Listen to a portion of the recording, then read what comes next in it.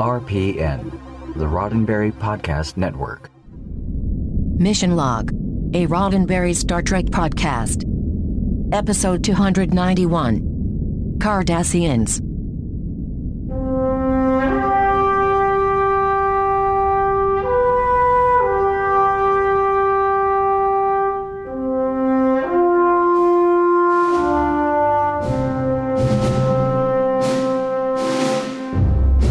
Welcome into Mission Log, a Roddenberry Star Trek podcast. I'm Ken Ray. And I'm John Champion. Each week on Mission Log, we examine an episode of Star Trek, picking it apart for morals, messages, and meanings, and seeing whether the whole thing holds up to the test of time. This week, Cardassians. This is the episode of Deep Space Nine with Cardassians, and you won't see many of those. John's got trivia coming up in a bit, but first, I'm going to tell you how to get in touch with us. Mission Log Pod is the address to find us on Facebook, Skype, and Twitter. If you'd like to leave us a voicemail, we would love to hear your voice.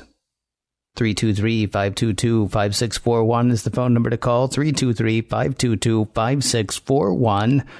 Our email address is missionlog@roddenberry.com. Our show website, including discovered documents, is at missionlogpodcast.com. And please do remember, we may use your comments on an upcoming episode of Mission Log. John, correct me if I'm wrong. This is the first time that we've actually seen Cardassians. Yeah, it's so weird, right? I mean, there's been so much talk of them. I feel like even ever since TNG. I believe it was Mark Twain who said, everybody talks about Cardassians, but nobody ever does anything. It was Mark Twain. Yeah, in sure. Time's Arrow, Part 1. Time's Arrow, right. Mm-hmm. And we're all like, what is he talking about? Cardassians, we won't see them for like 400 years, 500 years maybe, 700, not 1,000 years from now, maybe. Or maybe it only felt like that. Hey, I assume that there is trivia tied to this episode, John. Oh, we got trivia, not just about Cardassians. Although in this episode it'll just be about Cardassians, because this is the episode called Cardassians. So the story was written by Gene Wolland and John Wright. A couple of brand new names for us. Gene is actually more known as an actor. This episode is one of 3 writing credits he has, but he turns up as an actor in LA Confidential, Weird Science, a TV show, and had a recurring role on Carnival. John's production credits begin and end here. This episode is his sole professional credit in TV or film. The teleplay was by James Crocker. And here's another new name for us. Though James's ties to DS9 run a little deeper, he had a number of credits as a writer and producer on genre shows. Lois and Clark, the 1980s version of The Twilight Zone, Max Headroom, and more. He was brought in as a supervising producer at the beginning of Season 2 of DS9, and this is the first of 5 episodes where he gets a story or a teleplay credit. Now, we need to give credit here, though, to Ira Stephen Bear, as we really should keep in mind for any episode of DS9, either Ira or Michael Pillar's hands are definitely going to be in it. Now, early on, as soon as we met Garak, the producers of DS9 knew that they wanted to bring the character back, but they didn't really know how, except that any return appearance had to be justified. It was Ira who pushed this story along and made sure that Garak's role was expanded and important to the plot, and also established a link between him and Gul Dukat. Yes, Ira's playing the long game here, and yes, we know this, those of you who write in excited about all the things that will come in future episodes. This episode was directed by Cliff Bull, veteran Trek director, of course, and we most recently covered his DS9 work in Dramatis Personae. Tarek Noor. Hey, remember that. Remember it, Ken. Tarek Noor. Now, we knew the Cardassians didn't call DS9 DS9, just like people in Japan don't call it Japan, or Germans don't call it Germany, or Canadians don't call it Canadian bacon. Tarek Noor is what the Cardassians called DS9 when it was theirs, and that is a really good trivia question for me to tuck away for future use. Well, let's talk about guest stars.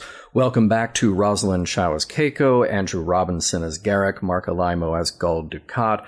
Joining them this week in significant roles are Robert Mandan as Padar. I cannot believe this one got past me. How about you, Ken? When you watched this episode, did you go, oh yeah, that's Robert Mandan? I did not. I knew he was somebody that I knew. Mm-hmm. I knew he was somebody that I should know who he was. And then come to find out, he's Hester Pate. Yeah, it's very good. Also known as Chester Tate. Yes, he was unrecognizable in this, but he is so recognizable as an actor. So he is probably best known as the head of the Tate family on soap. But that is just one among many shows that he was on. Three's Company, you can't have that without Three's a Crowd. Private Benjamin, the TV show. Heck, he was on The Love Boat 6 times. Because of course he was. And he passed away in April of 2018, and this is his only Trek appearance. We have Terrence Evans playing Proka, another actor with a very long resume dating back to the early 70s. We actually met him briefly in the DS9 episode Progress, and he'll be back for one more in Voyager. We mentioned before that one of the roles he's best known for is Monty and Old Monty in the 2000s versions of the Texas Chainsaw Massacre. Forgive me, Proka. Now, I don't remember that name in the show. Was he the Dabo player? No, he is not the Dabo player. Zolan is the Dabo player. Okay, which one's Proka? Proka is Rugal's father. Oh, okay. The Rugal's the father, other father. The Bajoran father. The Bajoran father. Right. Yes. Okay, yes. My bad. Okay. Yeah. Now, Dion Anderson, quick appearance here as the alien Zolan. He's playing Dabo. It's his only Trek appearance, but he pops up in film and TV from the early 80s to the early 2000s, recurring roles on LA Law, Townies, Diagnosis Murder, and Family Law. And finally, we have Vidal Peterson as Rugal. Now, he has been in Trek before. He was in Unification 2 as Datan, the idealistic Romulan and friend of Spock. His professional acting credits end with this episode, but the bulk of his work was in early 80s and 90s TV, including a very memorable role as the Elder, recurring on Mork and Mindy. Doom. Prologue. Dr. Bashir is having a friendly tea with plain, simple Garak. Bashir is still convinced that Garak is a spy, though Garak pretty much argues that he isn't. Pretty much. This tete-a-tete interrupted by the arrival of a middle-aged Bajoran man and a teenage Cardassian boy together. Garak goes over to address the boy, who bites Garak's hand hard in response. The young Cardassian rushes into the arms of his Bajoran chaperone as we head to the opening credits. Act 1. The altercation between the Cardassian kid and Garak made Bashir late for his senior staff meeting, though he's forgiven when he tells his story. The kid says the Bajoran he's with is his father. Makes sense to Major Kira. Lots of orphan Cardassian kids were looked after by Bajorans. All of this interrupted by a call to Commander Sisko from Gul Dukat. He's heard of the attack and says it's just as he feared, just as he's warned his government. Cardassian war orphans are being raised to hate Cardassians. Sisko says Dukat is assuming quite a bit there. Sisko will look into the matter a bit more. Dukat says he appreciates that. He wants to know as much as he can about the kid so he can make a more forceful argument to bring the war orphans back to Cardassia. The kid's name is Rugal. While his Bajoran custodian isn't raising Rugal to hate Cardassians exactly, he and his wife are raising him as a Bajoran. That means telling him about what the Cardassians did to his adoptive homeworld. To he and his wife, Rugal isn't Cardassian. He's their son. And they love him. In Quarks, Bashir is talking to a lucky Dabo player. The player was on the promenade when Rugal took a bite out of Garak. He tells Bashir that, yes, he knows Rugal and his adoptive family, though they don't sound familial. He says the Bajoran couple beats Rugal, hates Rugal. He says the boy is the couple's revenge against all Cardassians. Back with the Bajoran, of course the story is refuted. Sisko says he'll continue to investigate. In the meantime, they'd like Rugal to stay with DS9's teacher, Keiko O'Brien. Rugal argues, though Sisko says he's not in trouble. It'll only be for a while, and if he wants to see his father tomorrow, he can. Finally, with his Bajoran father's assurance that no one will hurt him, Rugal goes along. Act 2. Bashir is checking up on Garak's hand. The doctor says at least one good thing has come of this. Now they know about Rugal. It should help Gul Dukat in his effort to bring home all of the Cardassian war orphans left on Bajor. To say Garak seems skeptical of Dukat's motives would be putting it mildly. First, they're not friends, despite Dukat's apparent concern for Garak's well-being. Second, Garak seems to indicate to Bashir that the Cardassians left the orphans intentionally when they lifted off Bajor, a withdrawal, by the way, led by Gul Dukat. In Ops, Gul Dukat thanks Sisko for returning Rugal to the Cardassians, though Sisko says, we're not there yet. They arrange a DNA analysis to find out who the kids' biological parents are. Coming in late to the game, Bashir has a question for Dukat. When you led the evacuation of Bajor, why did you choose to leave the kids you left behind? Dukat says he did not choose to leave the kids. He was ordered to by the civilian government, which may or may not have a say in such matters. Anyway, Dukat had no choice. And tell Garak to... Well, tell Garak what I said. Dukat out. Sisko wants Bashir to explain what that was all about. Bashir tells him what Garak thinks is going on, or what Bashir thinks Garak thinks. He sort of has to kind of guess, since Garak won't write out say. So you're interrupting my delicate diplomatic dance based on what you think Garak thinks? First of all, stop it. And second, have Garak in my office later. Back at the O'Brien quarters, Miles is not cool with Rugal being there. He's less cool with hearing that Rugal and his young daughter, Molly, were playing all day. He's these Cardassians this and those Cardassians that. And Miles' racism will not be tolerated by Keiko. And now, time for dinner. Keiko replicates some horrid-seeming Cardassian dish that neither Miles nor Rugal can stomach. And that seems to have softened Miles on the kid.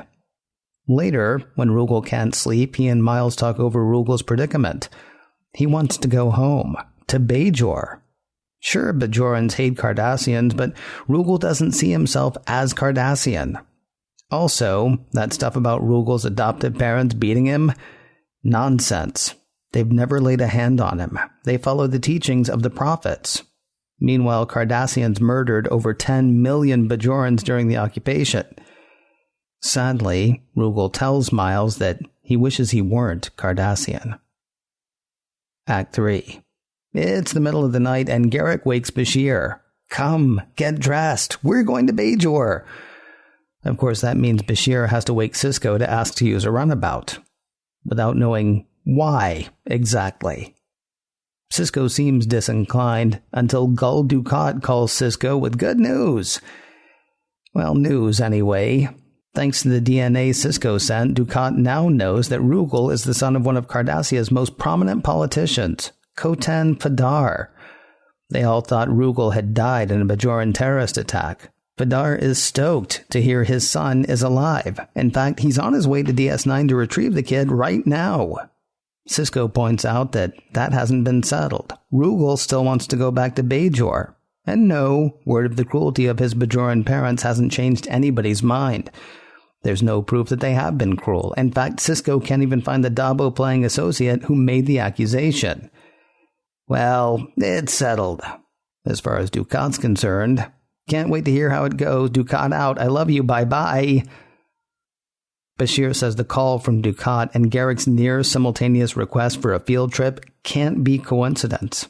Garak must have heard about Fadar before Dukat's call. And that's enough for Sisko. Garak and Bashir have their runabout. At a sort of refugee adoption center on Bajor, Bashir and Garak get the cold shoulder from the site's administrator. She doesn't recognize the name of the Cardassian kid nor the Bajoran who adopted him. The off-worlders ask if they can have a look through the facility's computers, but the computers don't work. But Garak says he can fix them, which he does, and finds Nothing.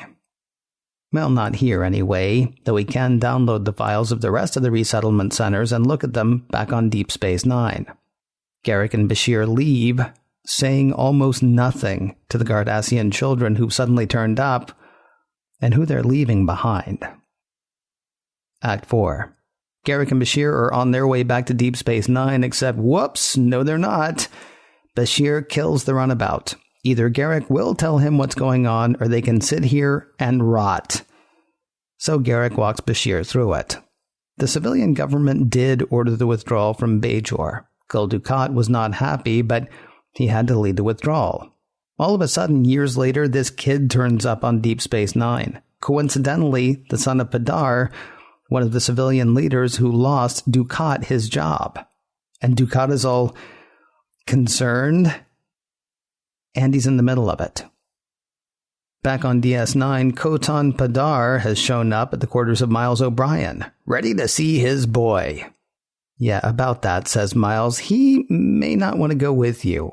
He's grown up without you, raised by people who hate you. He hates you. In principle, he hates Cardassians. And Padar hates that. Family, he says, is the most important thing to a Cardassian. Family is everything. He's let his family down. Speaking of which, here's Keiko with Rugal. Rugal hears Padar, how he thought the boy was dead, how he cried for him, and Rugal does not care. You deserved what happened. The Bajorans killed your son for your crimes. You're a butcher. A butcher. You're not my father, and I will never go to Cardassia. That does, of course, not settle that. Rugal's dads will argue their case before... Well, golly, there have already been a lot of guest stars on this episode, so how about Sisko? The dads decide he'll do, just as Gul Dukat arrives on Deep Space Nine. Act 5. Sisko's really starting to think there's more going on here than he knows, that events are being manipulated. Bashir and Garak are still digging through the files for something on Rugal's adoption, but for all of them, time is running out. Dukat says he's there to witness and to offer support for Padar. Sisko finds that weird since Dukat and Padar are political rivals, but neither of them wants to talk about that. Anyway, the real action's with Bashir and Garak. Garak finally figures out that Dukat has buried the file on Rugal. But he tracks down the person who would have taken Rugal in at the relocation center. And she remembers Rugal being brought there by a Cardassian. A Cardassian who worked directly for Gul Dukat. Though Dukat admits nothing, what we find out is that Dukat left Rugal with the relocation center as leverage. What Padar said was true. Family is everything. When it comes out that his son was raised by Bajorans, that will be the end of Padar's political career. Why play that card now? Because the civilian government on Cardassia is looking into Cardassian involvement in the recent attempted military coup on Bajor. Disgracing a preeminent civilian leader, Padar, might shift attention from the Cardassian military, of which Dukat is a leading member. So, Rugal gets to go back to Bajor, right? Yeah, for some reason, no. While Sisko is convinced that Rugal's Bajoran parents have treated him with love, he's sided with Padar. I believe it is time for his healing to begin, says Sisko. Padar thanks Sisko for his help getting his son back and for salvaging his political career. Dukat will want to keep all of this quiet, so yay! And, says Sisko, maybe you can help get the other orphans off Bajor back to Cardassia as well. Sure, maybe. For now, the end. Hey, we'll look them up in the DNA database. Yeah, why don't we? Because I hear they have those sometimes. Sometimes? When hey, we got one over here.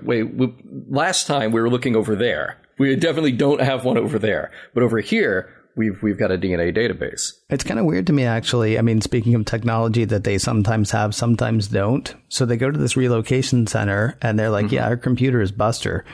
And Garak's like, oh, I can fix your computer. And then he's like, oh, and I can get all the files off all the other computers. Because apparently they're all still working, even though this one as I mentioned, was Buster. I had a question, by the way, about Garak.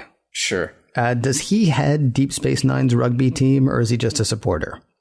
Why do you ask that? Did you not see what he was wearing? A tailor, for crying out loud. Did you not see what he was wearing? Yeah, I thought he was one of the houses of Hogwarts. I couldn't remember which one. Maybe Slytherin, maybe Hufflepuff. I'm not really good on the colors. Well, they gave him a little more flash this time around. Yeah. Yes, they gave him.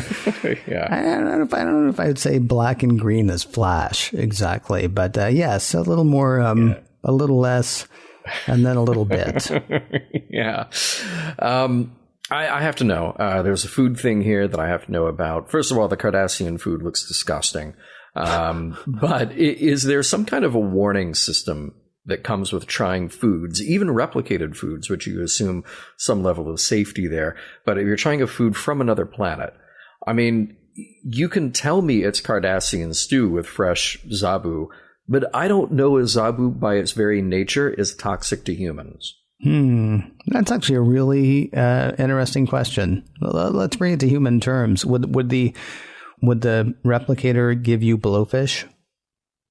Well, you know, it may very well, but blowfish for a human, I mean, like there are ways to prepare blowfish for humans that are just fine.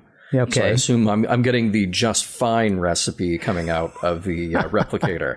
I imagine that's the one I'm getting. I'm not getting the liver when I... Well, now this raises a question. So when Riker made his really horrible eggs, right? Yeah. Did he actually send out for real eggs, or did he replicate eggs and then prepare them? Because then if I go to the replicator and say blowfish, and they say, okay, I'm going to give you safe blowfish, you're going to be like, no, I just want blowfish because I'll make it. Yeah. Is the replicator going to be like, all right, are you sure you know what you're doing? Because I am going to give you something that may kill you. Yeah. Or is the replicator just like, I mean, is it like, food additive where it's like, okay, well, this will taste exactly like Zabu, even though we've taken out all the parts that would kill, anything. True. But like if a Cardassian stomach is when they think Zabu in a nice sauce, they might be thinking like formaldehyde and hydrochloric acid. They might be, oh yeah, that sounds awesome. And if we're going to program it, let's program it like Mom used to make with all the formaldehyde and hydrochloric acid. And that's going to be the way that we like it. But then a human comes along and goes, oh, what's this stew? That sounds good. I'll try that. It's Cardassian. I want to try the local delicacy. Maybe all replicators are sort of like who was the weapons manufacturer that used to arm both sides? Oh, Stark Industries. So maybe the people who make the replicators are like Stark Industries, and they're like, everybody's got to eat. So the same people who make the ones for the Federation and make them for Starfleet also make them for the Cardassians and the Ferengi. And the Borg, which is actually an easy one, but still. Well, yeah, that's good. See, now that's a good business to go into. So I like this. Yeah. Except then you have to say, don't you have to choose a side at some point? I believe it was Bob Dylan who said you got to serve somebody. It may be the devil or it may be the Lord, but you got to serve somebody.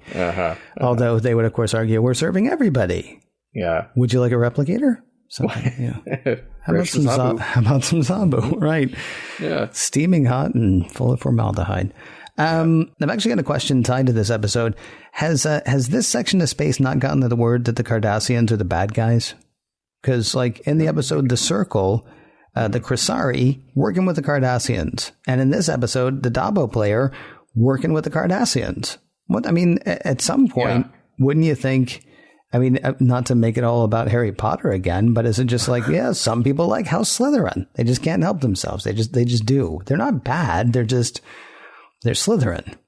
I think the thing with the Cardassians is that good or bad, they were successful in at least some of their campaigns up until now. And that's what the Crisari are after. And that's what that Dabo player is after. They're looking for, look, I'm not saying it's good, but that's what they're after, They want the people who have the tactical or technological advantage. I mean, look, they go to Bajor and they're like, we can cut a deal with but they got to fight the cloud monster next week. So no deals are going to be made here.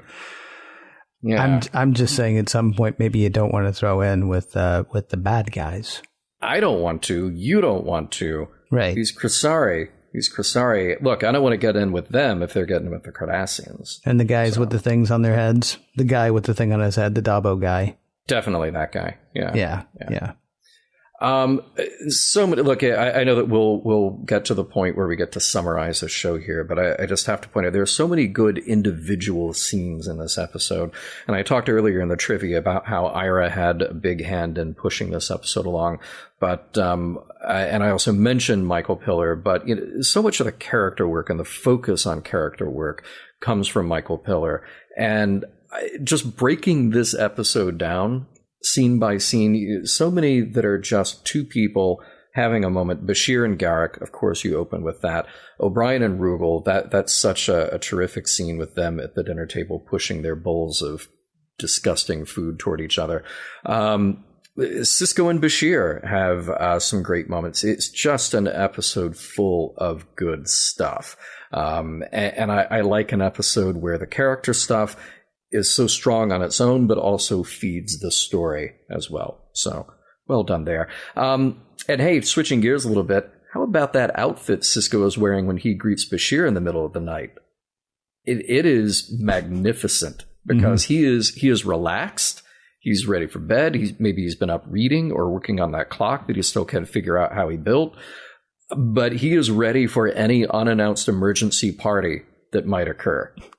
He is a step away from Michael York lounging in his apartment in Logan's Run. He is that good.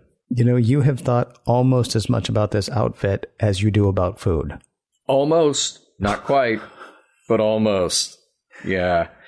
Hey, in the end of this, you might be thinking, what of Rugal? Well, there is a book, because, Ken, there's a book for everything. Yes, I was actually interested to find out that there's a book that tells us what happens to Rugal years and years and years after this incident. Is this a fiction book? Well, Ken, it's all fiction. I hate to tell you. I know. See, here's the thing. What's the name of the book? Do you know? No, I don't have it off the top of my head. All right, you're a horrible person because you can't do that. You absolutely can't do that. So between this segment and next segment, we're going to find out the name of that book and tell people, because it's mean. That'd be like saying, oh yeah, there's another episode that Rugal is in. Really? You're just going to leave everybody hanging there? No, it's a terrible thing to do. Don't worry, everybody. We'll find out what the name of the book is, and we'll get back to you. Yeah, assuming we don't forget, which may actually happen. Yeah. There's a good line. You'd be when Garak is fixing the computer, you'd be surprised how often someone needs their pants let out, and that is what we call a callback. Because remember earlier in the episode, O'Brien was talking about how terrible Garak is at pants. So I thought that was a really nice little, just subtle thing there. And actually, that whole scene with Garak and the Bajoran orphanage is great. You go from the bristling of the Bajoran seeing him to him fixing the computer and the Cardassian children seeing him, just playing so many different emotional beats in a very short period. Another great Garak moment here. I believe in coincidences. Coincidences happen every day, but I don't trust coincidences. Wonderful, purely Garak line. Another line, though, and you mentioned it in your recap, Sisko says in the station log, the arrival of Gul Dukat only powers my suspicion that we're being manipulated in some unseen manner. I kind of didn't want that in the station log. I thought it was just telegraphing a little too much to the audience. Yeah, I would think actually waking up on Deep Space Nine would be an indication that you're being manipulated in some unseen manner. Pretty much. Yeah, pretty much. Especially after the Homecoming, the Circle, and the Siege. You'd think you'd be like, wow. Yeah, I had like 3 episodes to see that coming. Didn't. it's all on now. Yeah. Right. You have 1 week where like Dax is being moved from one trill to another, and you're like, oh, thank goodness. For once, I get what's going on. And then the next week, you're like, well, I have no idea what's going on. I assume everything's. Oh, man. I really think somebody's screwing with us. I do, guys. I do.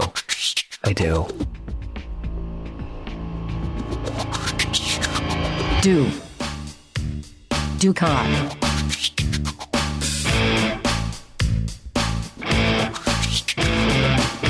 Right. Before we actually get into the big discussion, John has a very important announcement for people who I know have been hanging on, who have been waiting, who have been holding on since last segment. The book is called The Never-Ending Sacrifice by Una McCormack. Una McCormack, okay. That's the one with the big sort of weird flying dog, right? Mm-hmm. Yeah, and theme song by Lamal, formerly lead singer of Kajagoogoo, alternative new wave British band known for their hit Too Shy. See, I thought El DeBarge was the lead singer.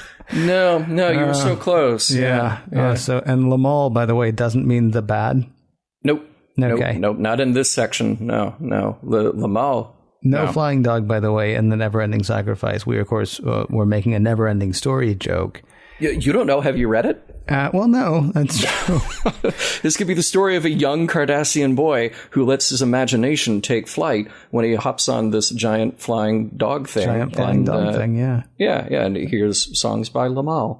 That could easily happen. Yeah, it wouldn't surprise me actually, because he is pretty shy. Mm-hmm.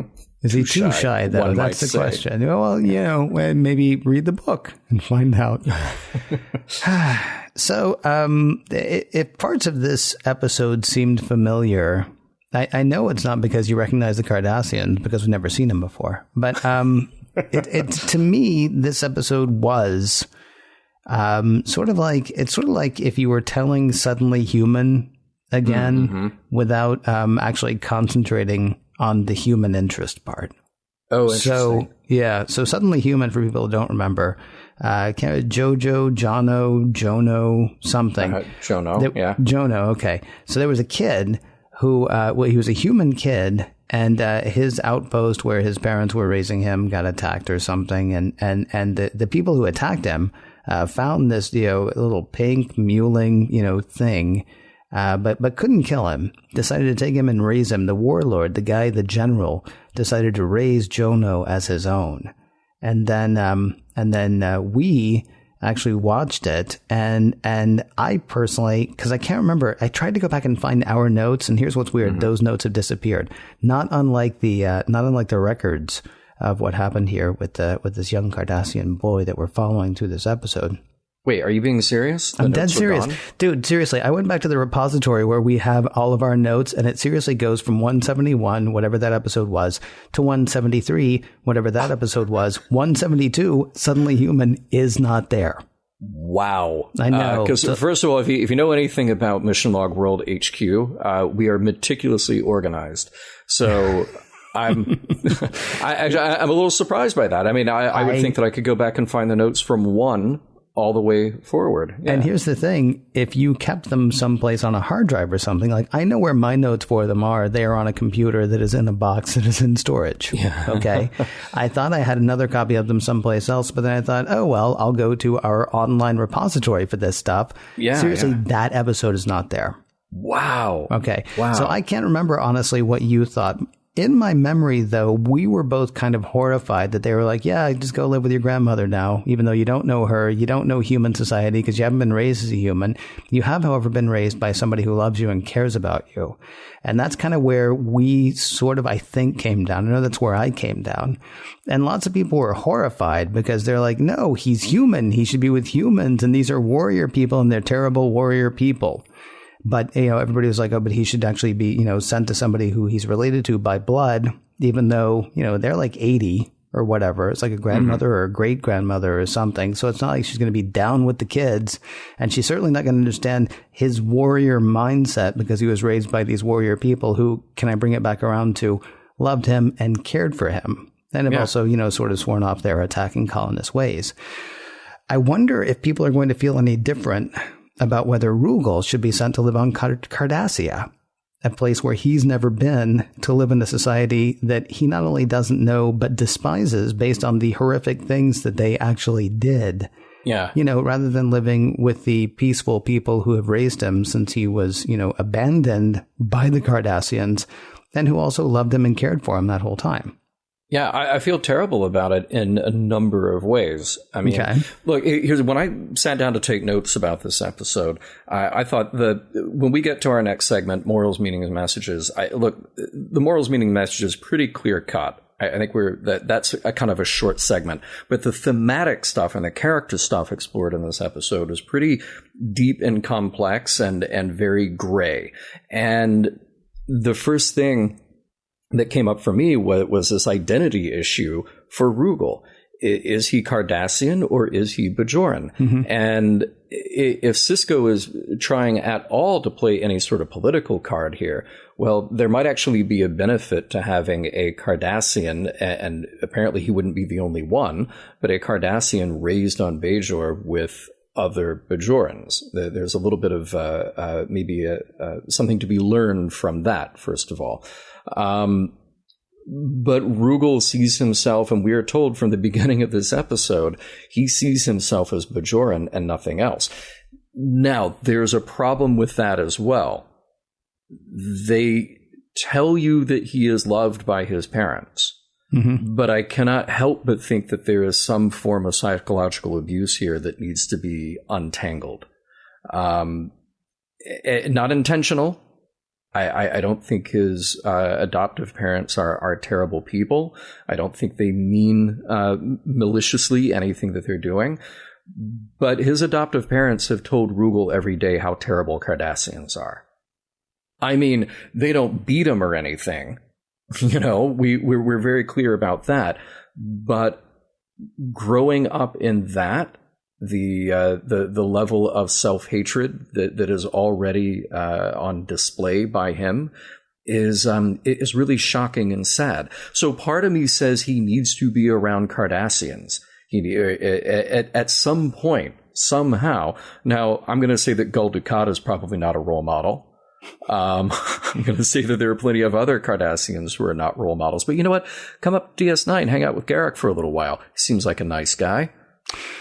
Let me ask a question really quickly, though. Why do you think, where do you see self-hatred? I see hatred of Cardassians, but I don't see Rugal saying, I hate myself. I see him saying, I hate Cardassians. And yes, racially, he is a Cardassian, but he doesn't think of himself as one. He says that he thinks of himself as Bajoran, not Cardassian. But he knows that he is Cardassian. And that is something that he will not ever be able to escape. He will look in a mirror and he will always see somebody who looks like the other people that he hates. And I think that has to be a kind of torture. See, I feel like you're projecting, not your own feelings about yourself, but I mean, you're deciding what he has to be thinking about himself. What he says is he hates Cardassians. He says that he thinks they're butchers. He says he thinks he's Bajoran. Then he's been raised as Bajoran. I mean, on the outside, yes, he looks like a Cardassian, but he's been raised Bajoran. He thinks of himself as Bajoran. He prays as a Bajoran prays before somebody hands him food, which, by the way, bad form, Keiko, to give him food that he seriously never had or hasn't had since he was 4 anyway, but we can come back to that in a second. Okay, but here's the thing. Here's Rugal walking around in a village on Bajor, and every shop that he goes into, every cloud-worshipping group of people he encounters, they're going to see him as Cardassian. And his entire life, you know, outside of his family unit, his entire life, he's got to stop and say, no, actually, I'm Bajoran because I was a Cardassian orphan who was left here after the occupation. But that is his life. And sure, I could be projecting what he feels about it, but the reality is something that he can't escape, no matter what. So I understand. Look, I want him to be on Bajor because, like I said, this family has exhibited that they care for him, and that's all he knows. Mm-hmm. But there's also a very clear difference between him and people on Bajor, and I feel like it's another kind of, well, abuse isn't quite the right word, but it's a serious oversight to not give him the opportunity to figure out that side of him. And it's not just a side, he is 100% Cardassian, physically, genetically. He has a family on Cardassia that presumably would care about him if he were there. I think that he's got to be exposed to that. He's got to learn from that somehow. The end of this episode is a bit of a mess, though, because it just cuts everything off and says, here, now you're going to go live with these people that you don't know. Well, remind me, where were you on the whole Jono thing? I wish I could remember because I can't see the notes. Oh, no, you can't. I mean, I remember thinking that he should have been left with the warrior people. And even though they are not, quote, his people. And here's the thing. He doesn't look like those warrior people. I think they had, some forehead thing going on that he doesn't have. But still, he fights his way and he's raised by it. He's raised by those people. And that was his upbringing. Because here's the problem that I have with what you're saying. Forgive me, but I mean, so should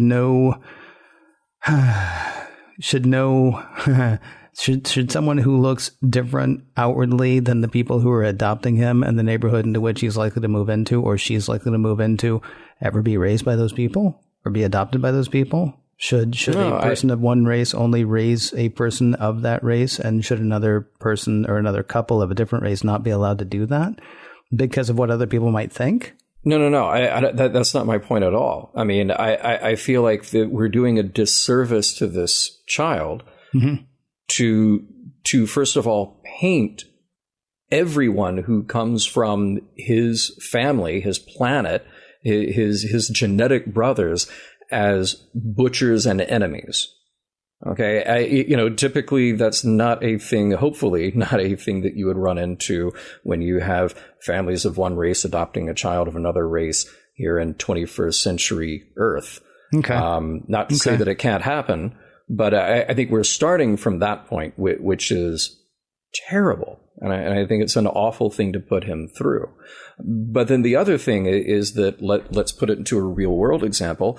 Okay, you have a family in the United States adopting a child from another country that's not the same race as the adoptive family. Mm-hmm. It would also be wrong of that family to deny education that is, sort of a reasonable and wholly thought out education about that child's racial or ethnic background, and I feel like this family, as much as they say we love him, he's ours, that's great. You can say that all day long, but I feel like there's a serious oversight that will mess with Rugal the rest of his life when you say you're a good one because we raised you. Everybody else like you is a horrible butcher. See, I didn't hear them say that everybody else like them was a horrible butcher. And the thing is, we don't live in their house, so we don't know what they're saying. I mean, but he doesn't actually bite Garak. He bit Garak, but he actually never says that his father does say, his Bajoran father does say to Sisko, I've told him the truth about what the Cardassians did. But when Rugal is talking about it, he says, do you know how many people the Cardassians murdered on Bajor? 10 million. We learned about it in class. Yeah. I mean, so the truth of the matter is the people from which Rugal came did kill 10 million people, but he's now a teenage kid in a Bajoran school learning about history. Yeah, which is true, and that is truth with a capital T. Right. But how much is he being exposed to? And look, it's all speculative because we have 42 minutes of, fictional characters telling the story for us. Yeah. But how many of those people that he is around are like Miles O'Brien, who actually has to have a moment himself, confront his own prejudice, and say, you can't judge a whole race of people, even though that's what was already in his kind of knee-jerk reaction to even having Rugal there. How many people in Rugal's circle, and I hope there are more than just O'Brien, but it seemed like that moment with O'Brien was pretty unique in Rugal's life experience so far. Somebody to sit him down and say, yeah, I try to judge people individually, not because of their race. I don't get the impression that that's a conversation that he's had many times before. It felt like that was very new to him.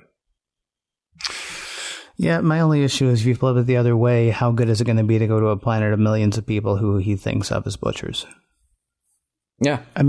So here's the thing. It's already been stated because this whole thing was set up by Dukat years ago, right? So that if it ever came out that Padar's kid was raised by Bajorans, then that's the end of Badar's political career. So my guess is that means then that the kid's not going to be really well accepted on Cardassia either. So now when he goes back to Cardassia, all he has to do is be quiet about everything he thinks and everything he feels and who actually raised him. Wow. Yeah. Where you been? I can't tell you. Who are you? Yeah, I can't really say. I mean, there's no, it's like when this kid gets back, what happens to him at that point? And then, I mean, do you also not weigh, what you're throwing him back into? Because, I mean, no, his parents on Bajor never beat him, right? Yeah. Who knows what's going to happen to him on Cardassia, but it's hard to see how it's going to go well. I mean, even if you think it's gone poorly to this point, at least it's stuff he understands. Right. And I'm not saying that makes it better, but I mean, we have no idea what's going to happen to him going forward, because now he's got this high profile father who has to keep secret what happened to his kid. I don't even understand the logic that has him going back to Cardassia, honestly. But can we address something else really quickly? Sure. Yeah. He should never have been having dinner with Miles O'Brien, because they need a social worker. they need somebody who actually works with people on Deep Space Nine. Why would Starfleet think that a counselor is a good idea for a starship, but not for a space station? I mean, just because Keiko is a scientist doesn't mean that she's a good teacher. And just because she's, sort of fallen into the role of a teacher does not mean she's a social worker. Then witness the fact that she gives him food that he can't stomach.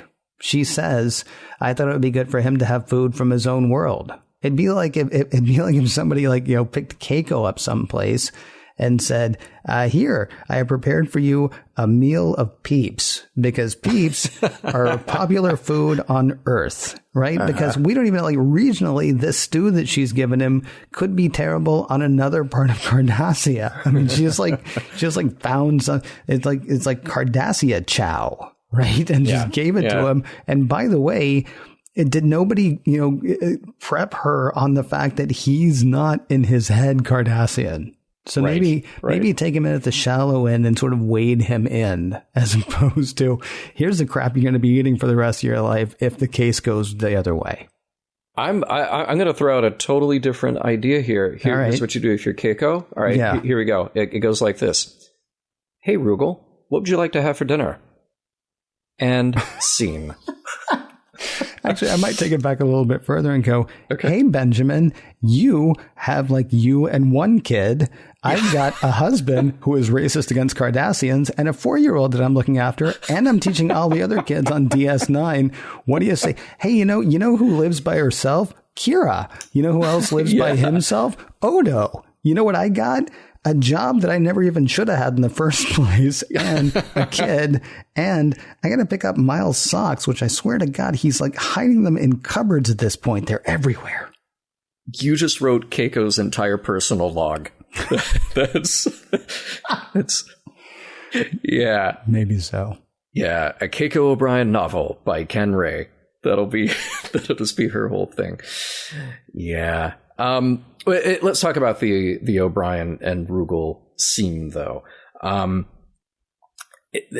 there was something that I did find fault in it about, and it's not a huge deal because, look, the moment as a piece of TV drama, it expresses exactly what it needs to, which is commonality for Rugal and O'Brien. It gets us over the hump with them, and it leads to them having a conversation, which is really all we need out of that.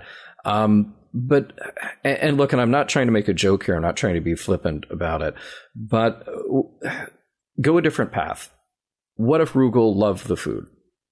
What would that have simply then been a moment that fed O'Brien's prejudice more? Like, oh, look, well, he's Cardassian. He loves his Cardassian food. He's exactly who I thought he was. Was O'Brien ever going to break out of his own personal baggage and see Rugal as a person, if not for that one moment? Now, again, don't get me wrong, because I love it when moments like that happen. But it goes back to other times that I've expressed before, where I get rubbed the wrong way when we hear about someone who completely lacks empathy for someone of another race or sexual orientation or belief system until that person ends up in their own backyard. And for a guy like O'Brien, who is a Starfleet officer, who by all counts is a great guy and somebody you want to have your back, empathy should be the default position. And not only should that be the default position, this is a kid. This is a kid who is in a terrible and difficult situation, who his wife is trying to make somewhat more comfortable. Point taken, she should not be the one. but yeah, that was the only moment in that scene that gave me pause. It's also a bit of a drag because we had O'Brien pretty much get over this in an episode of TNG.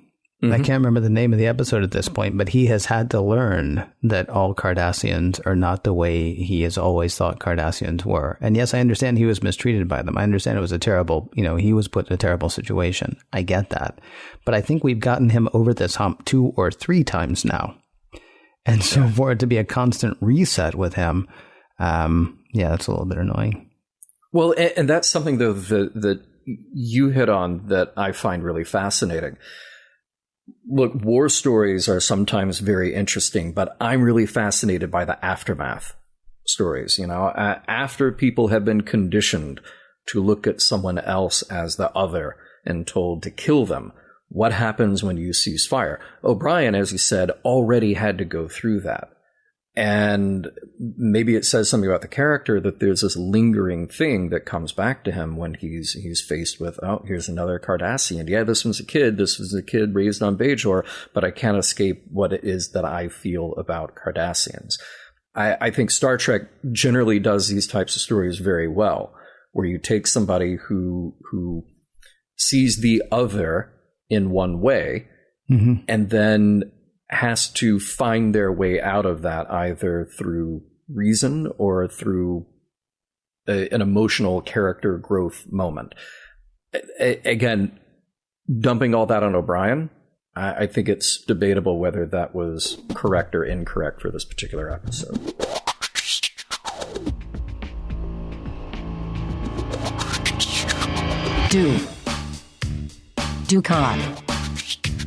Dukat Mish. Cardassians. Honestly, if we're being right in the title, surprisingly few Cardassians in this episode. I think there are 3.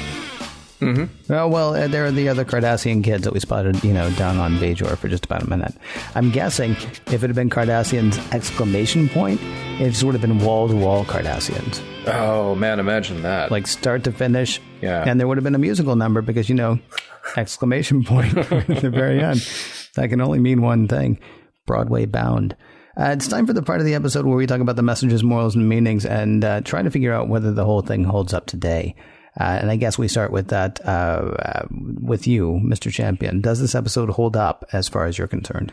Yeah, well, this is the thing that we're seeing more and more, which is that, to me at least, DS9 gets something so right in digging deep at the characters that the previous shows have tried, but I feel like sometimes not necessarily executed as well, or maybe they haven't committed to as well. You have an issues show here, very straightforward about prejudice, and you have the political intrigue where the answers aren't as clear-cut as we assume necessarily, because you have people sort of playing the system.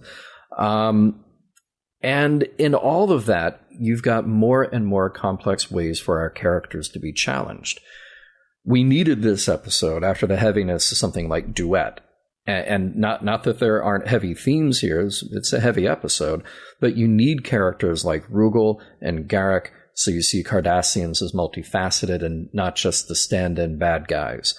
I feel like this episode works for 2 reasons, because it's part of the ongoing, very large myth building of DS9, but it also works so well as just a standalone episode of Star Trek. You could come into this knowing very little other than kind of the rough sketch of, all right, here are the people on the station.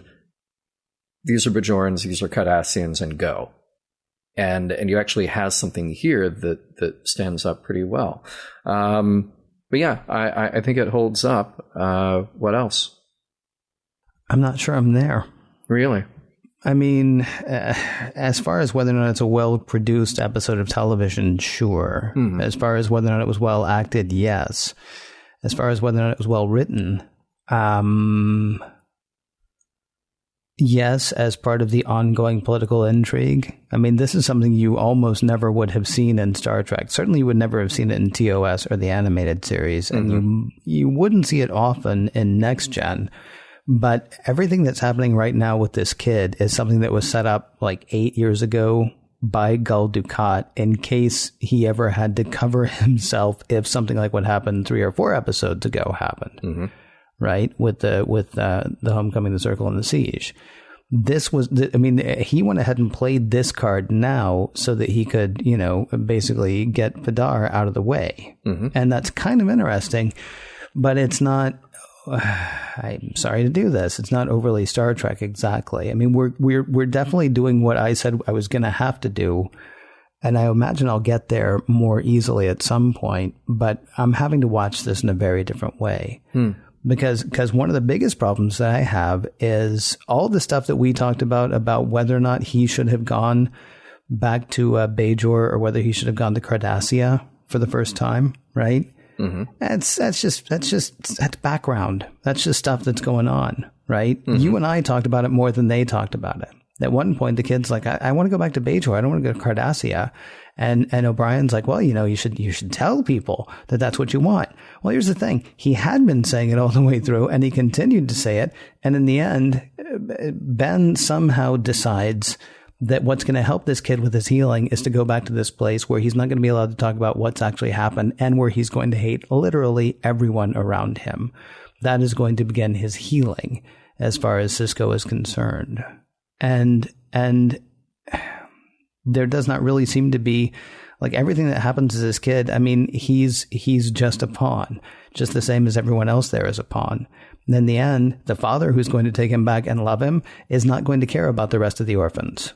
That's the implication. Sisko's like, hey, maybe you could use, what you've learned to help all these other kids that were left. And he's like, yeah, maybe I could. I mean, I'm not gonna, but maybe.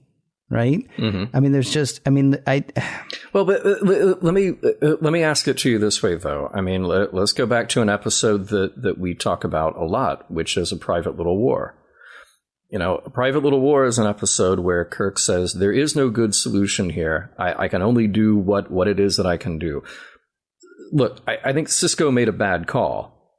I think there were many other options here that were better than his ultimate call. But he's also trapped in this political situation where he just felt like, well, here's what I got to do. I don't think that negates the very interesting other stuff going on with this kid's search for / loss of identity in this, the exploration of race and family and upbringing. I don't think it's just purely background noise to the extent that you're saying that it is. I think it's still a valuable part of the story. I think it's a very Star Trek part of the story. The problem is we end up in a place where, like at the end of another ambiguous episode, there's not a great call for the captain here to make, or the commander here to make. Did he even talk to Rugal? Sisko? I don't remember. Yeah. Do we get a real scene with Sisko and Rugal? Because if you're telling me that Sisko made a political decision there, then I'm sorry, that's not Star Trek. That's just not. I mean, it's not what you want the Federation to be anyway. I'm not saying this episode is not Star Trek. I'm not saying Deep Space Nine is not Star Trek. Yeah, I'm saying of course. I don't feel like our examination of what's going on with this kid is terribly nuanced. I mean, Miles is talking to him about it, but Miles has absolutely no shot. What Miles says is you should tell everybody what you want. The kid tells everybody what he wants. He still has no shot.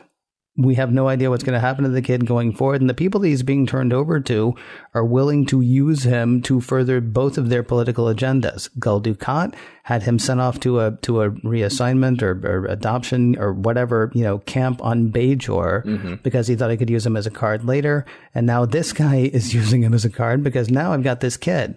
And if it ever comes out what happened, that would be the end of Gul Dukat. Well, it'd also be the end of him as well. In the meantime, nobody is actually thinking of what's best for this kid. And our writers didn't think about what's best for this kid. Our writers, it seems to me, actually wrote this whole episode as another way to further how insidious Gul Dukat is and how insidious the Cardassians are. And it's not only that character that gets sacrificed in that, but it's also the consideration of what should actually happen to that character. We spent more time talking about what should happen to this kid than this episode spent talking about what should happen to this kid.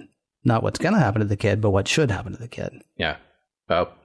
Truth. Yeah. That's the part where I think this episode lets me down. Fantastic acting, really good writing as far as the political stuff, but like, I mean, no real consideration of what ought to happen. Mm-hmm. I mean, is life hard for this kid on Bajor? I honestly don't get the sense that life is actually hard for this kid on Bajor. I get why you think it ought to be, why it could be, but then, I mean, with the exception, I'll put it this way. Vedic Wynn would have no use for this kid. Vedic Barile would have open arms for this kid. Yeah. Colonel Day would have absolutely no use for this kid. His parents do. Mm-hmm. They have raised him to pray. They follow the prophets. And in following the prophets, they have love for this child. Right? I don't know what's waiting for him on Cardassia, except for people who are willing to use him to their own ends, including the person who is his biological father, even if he hasn't been his father for the past 8 years, through no fault of his own. It's just sure. We're considering it more than the writers did, and that's the part that sort of disappoints me about this particular episode. Yeah, no, it ends with a mess. I definitely agree with you there. What's the message? I think the message is sacrificed to move the story along. I don't know what the message is. I mean, that's what I'm saying all the way through. I mean, to me, any examination of message is it's like Miles learns to maybe not be racist, except Miles has learned that 2 or 3 more times. So, I mean, he's got a little bit of a gumbification thing going on, right? Mm-hmm. So I don't know that Miles has learned anything because I would have thought that he had learned this back in TNG. So, and then as far as the message around the kid, I honestly just can't say. What about you? Yeah, no, there's not a message around the kid. There's not a message for Cisco or Gul Dukat or Garak or Bashir. It just comes down to that scene with Miles after dinner, and that's, the don't be racist message, which should be just clear and obvious. I get where you're coming from. That's not what the episode is about, but I think that's the message that is going to stick out from this episode. But maybe the episode is sort of shooting itself in the foot. No, I love that you saw what you saw. Honestly, I really love that it was there for you. That's fantastic. I am not saying you're wrong at all. I was because I know I'm not. Well, no, and good for you. I was really hoping, honestly, you were going to say something that was going to make me go, oh yeah. But hey, sometimes my favorite episodes of Siskel and Ebert were the ones where they're like, I loved it, he hated it, vice versa, whatever. Anyway, We both loved it. We just might not both agree. Mission Log is produced by Roddenberry Entertainment. Executive producer, Rod Roddenberry. Please check out the Roddenberry Podcast Network at podcast.roddenberry.com. Over there you'll find Mission Log Live, Women at Warp, Priority One, and the Trek Files. If you'd like to support Mission Log directly, you can do so at patreon.com/missionlog. For more exciting Star Trek podcasts, check out Trek FM at trek.fm. And for the latest in Star Trek news and discussion, be sure to visit trekmovie.com. Next week, Melora.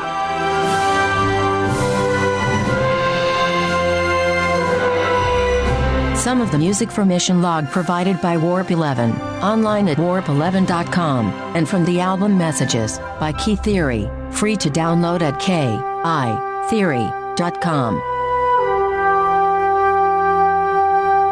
Dukat Mishka Frogged, Dukat Mishka Frogged, Dukat Mishka Frogged, Dunta Krobnix Jess Thogged.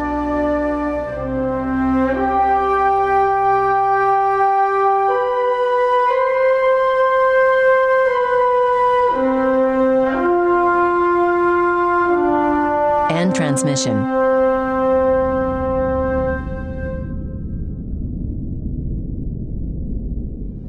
Podcast.roddenberry.com, the Roddenberry Podcast Network.